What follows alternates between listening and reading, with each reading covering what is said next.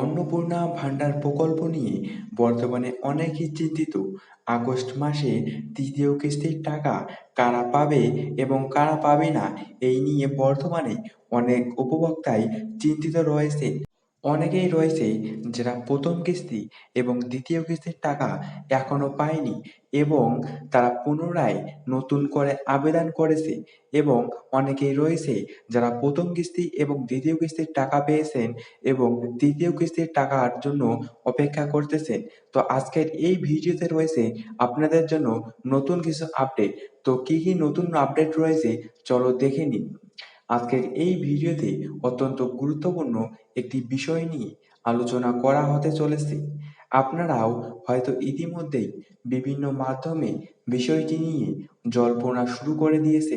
সাধারণ মানুষের মনে এখন একটাই প্রশ্ন ঘুরে বেড়াচ্ছে যে আগামী আগস্ট মাসে অন্নপূর্ণা ভান্ডার প্রকল্পে টাকা বা তৃতীয় কিস্তির টাকা ঠিক কারা পেতে চলেছেন এবং এর প্রকৃত সত্যতা কি। এই ভিডিওতে সম্পূর্ণ বিষয়টি একে একে খতিয়ে দেখা হবে, যাতে আপনাদের মনে কোনো দ্বিধা না থাকে। পশ্চিমবঙ্গের বিভিন্ন সরকারি প্রকল্প নিয়ে সাধারণ মানুষের কৌতূহলের অন্ত নেই, বিশেষ করে যখনই কোনো নতুন ভান্ডার বা আর্থিক সহায়তার প্রকল্পের কথা সামনে আসে, তখন তা নিয়ে চর্চা শুরু হয়ে যায়। আজকের এই বিশেষ প্রতিবেদনে মূলত যে বিষয়গুলোর উপর আলোকপাত করা হবে: আগস্ট মাসের টাকা কবে আসবে, ৩,০০০ টাকা কারা পাবেন, তৃতীয় কিস্তি কাদের অ্যাকাউন্টে যেতে পারে। আজকের ভিডিওতে ধাপে ধাপে সব বিষয় সহজ ভাষায় আলোচনা করব, তাই ভিডিওটি শেষ পর্যন্ত দেখুন। গত কয়েকদিন ধরে অন্নপূর্ণা ভান্ডার নিয়ে প্রচুর আলোচনা চলছে। অনেক আবেদনকারী জানতে চাইছে, আমার আবেদন গ্রহণ হয়েছে কি, আমার ভেরিফিকেশন শেষ হয়েছে কি, কবে টাকা পাবো। এই প্রশ্নগুলোর উত্তর জানতে হলে আগে আবেদন এবং যাচাইয়ের অবস্থা বোঝা জরুরি। যাদের আবেদন সঠিকভাবে জমা হয়েছে এবং প্রয়োজনীয় নথি যাচাই সম্পূর্ণ হবে, তাদের ক্ষেত্রেই পরবর্তী ধাপে অর্থ প্রদান হতে পারে। এখন অনেকেই বলছেন, আগস্ট মাসের টাকা কি সবাই পাবে? এর উত্তর হলো, যদি সরকার পর্যায়ক্রমে অর্থ ছাড়ে, তাহলে যোগ্য আবেদনকারীদের ধাপে ধাপে টাকা পাঠানো হতে পারে। যাদের আধার ঠিক আছে, ব্যাংক অ্যাকাউন্ট সক্রিয়, আবেদনপত্রে ভুল নেই, যাচাই সম্পূর্ণ হয়েছে, তাদের ক্ষেত্রে অর্থ পাওয়ার সম্ভাবনা বেশি। সরকারি বিজ্ঞপ্তি প্রকাশ না হওয়া পর্যন্ত নির্দিষ্ট টাকার বিষয়ে নিশ্চিত হওয়া যায় না। তাই আপনারা কোনো গুজবে বিশ্বাস করবেন না। সবসময় সরকারি ঘোষণার জন্য অপেক্ষা করুন। বন্ধুরা, কোনো সরকারি প্রকল্পে আবেদন করার পরে প্রথম ধাপ হলো আবেদন যাচাই বা ভেরিফিকেশন। এই যাচাইয়ের সময় সাধারণত দেখা হয় আবেদনকারীর নাম ও তথ্য সঠিক আছে কিনা, আধার ও অন্যান্য নথির তথ্য মিলছে কিনা, ব্যাংক অ্যাকাউন্ট সক্রিয় আছে কিনা, আবেদনপত্রে কোনো ভুল বা অসম্পূর্ণ তথ্য আছে কিনা। এই ধাপ সম্পূর্ণ হওয়ার পরেই পরবর্তী প্রশাসনিক প্রক্রিয়া এগোয়। এ কারণে অনেকের আবেদন আগে প্রক্রিয়াকরণ হতে পারে, আবার কারো ক্ষেত্রে কিছুটা সময় লাগতে পারে।